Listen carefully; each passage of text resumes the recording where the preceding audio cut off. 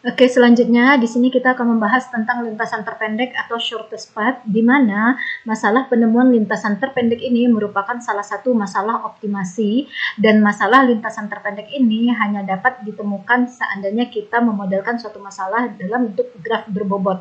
Artinya adalah suatu graf yang diberikan bobot pada setiap sisinya. Nah, bobot untuk sisi dari graf itu bisa saja merepresentasikan suatu jarak atau biaya atau durasi waktu dan sebagainya, tergantung konteks masalahnya seperti apa.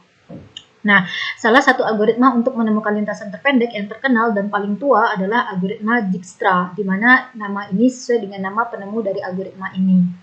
Nah, ada banyak ilustrasi tentang algoritma Dijkstra. Oleh karena itu, di sini saya tidak akan menuliskan dengan detail bagaimana algoritma tersebut, langkah-langkahnya, tapi akan kita bahas langsung narasi atau ilustrasinya dalam memecahkan suatu masalah nanti ketika diberikan contoh. Nah, ini adalah beberapa permasalahan yang bisa dimodelkan dalam bentuk graf, dan kemudian ujung-ujungnya permasalahannya menjadi masalah penemuan lintasan terpendek. Nah, contoh masalah pertama adalah asumsikan vertex dari suatu graf menyatakan suatu daerah dan sisinya menyatakan jalan yang menghubungkan antar dua daerah. Nah, kemudian bobot sisi pada graf tersebut bisa dinyatakan dengan jarak tempuh antar dua daerah tersebut atau durasi waktu yang dibutuhkan dari satu daerah ke daerah lainnya.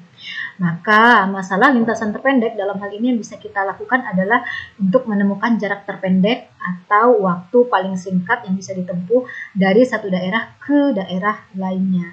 Oke, itu baru satu contoh. Contoh berikutnya adalah misalkan asumsikan vertex atau suatu graf menyatakan terminal komputer dan sisinya menyatakan saluran komunikasi yang menghubungkan dua terminal, di mana bobot sisi pada graf itu nanti untuk menyatakan biaya penggunaan saluran komunikasi antara dua terminal.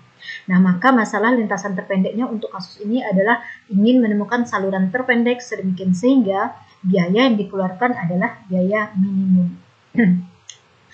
Nah, di sini kita akan membahas tentang bagaimana menjalankan algoritma Dijkstra untuk menemukan lintasan terpendek dari suatu graf. Katakanlah kita sudah punya suatu graf berbobot, di mana sisinya sudah diberikan bobot, dan kita akan menemukan lintasan terpendek dari satu vertex ke vertex lainnya pada graf.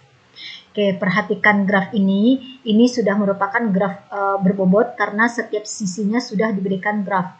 Kemudian di sini ada sebanyak 7 buah vertex, yaitu vertex A, B, C, D, E, F, dan G. Nah, kita akan menemukan lintasan terpendek dari vertex A ke vertex lainnya yang ada di dalam graf ini dengan menggunakan algoritma Dijkstra.